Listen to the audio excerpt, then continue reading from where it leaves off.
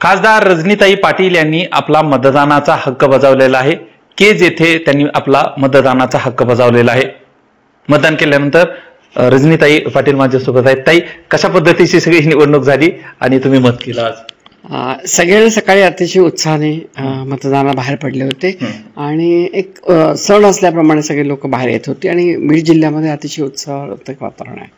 अनेक वेळा परत त्याच प्रश्नाकडे ओबीसी आणि मराठा अशा पद्धतीचं ध्रुवीकरण पाहायला मिळतं 2009 पासून। या निवडणुकीत ते पाहायला मिळालं का? या वेळेला जास्त पाहायला मिळालं, याची चर्चा जास्त झाली, पण त्यालाच आमचा विरोध आहे की खऱ्या अर्थाने आपल्याला जर लोकशाही टिकवायची असेल आणि खऱ्या अर्थाने संविधान वाचवायचं असेल तर ज्याच्यासाठी आंबेडकरांनी घटना आणली, बाबासाहेबांनी, तर त्या घटनेतच तुम्ही मूलभूत हक्कांची पायमल्ली करताय आणि जातीवर धर्मावर असं जर मतदान झालं तर मला असं वाटतं की चुकीचा पायंडा पडला असेल आणि ते व्हायला नाही पाहिजे।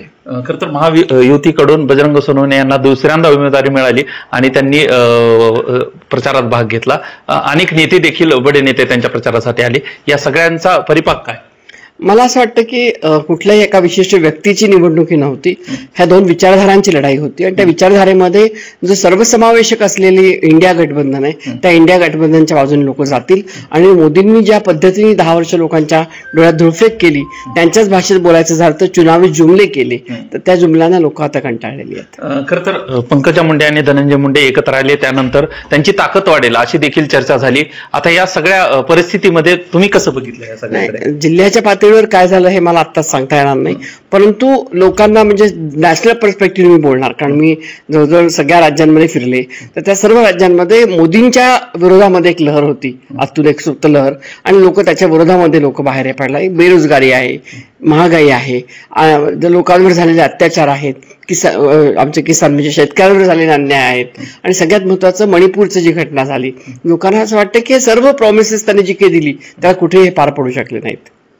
बीडचा ट्रेंड थोडासा वेगळा वाटला का? त्याच पद्धत त्या ट्रेंडवर आता मला आजच्या ट्रेंडचं, मी आपल्याला मगाशी बोलल्याप्रमाणे बीडमध्ये जातीवादाचा जास्त उल्लेख केला गेला, परंतु जे मला असं वाटतं की ते योग्य नाहीये, कारण शेवटी आपण सर्वसमावेशक आहोत, सगळ्यांना पुढे घेऊन जायचं आणि आमचे नेते राहुल गांधी यांनी जे भारत जोडो यात्रेमधनं जो आमचा जाहीरनामा डिक्लेअर केलाय त्याच्यामध्ये सर्व समाजाच्या घटकांना आपण पुढे घेऊन जायचं आणि त्याच्यामध्ये मराठा आणि धनगर या आरक्षणाचाही त्यांनी पुनरुच्चार केलेला आहे। त्यामुळे मला असं वाटतं की या गोष्टी आपण जास्त लक्ष देऊन त्याच्यात जाऊ नये, कारण पुढच्या येणाऱ्या पिढीसाठी घातक होईल।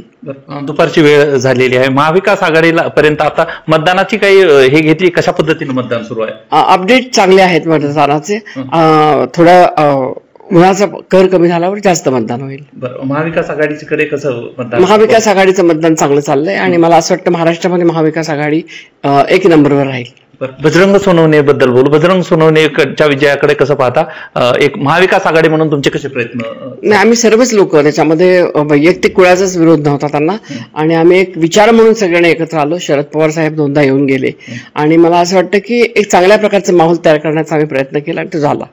एकूणच बजरंग सोनवणे यांना उमेदवारी दिलेली होती, आज मतदान पार पडलेलं आहे आणि विजयी होतील अशा पद्धतीचा विश्वास रजनीताई पाटील यांनी व्यक्त केलेला आहे। विष्णुपुर, विजय 24 तास, बीड।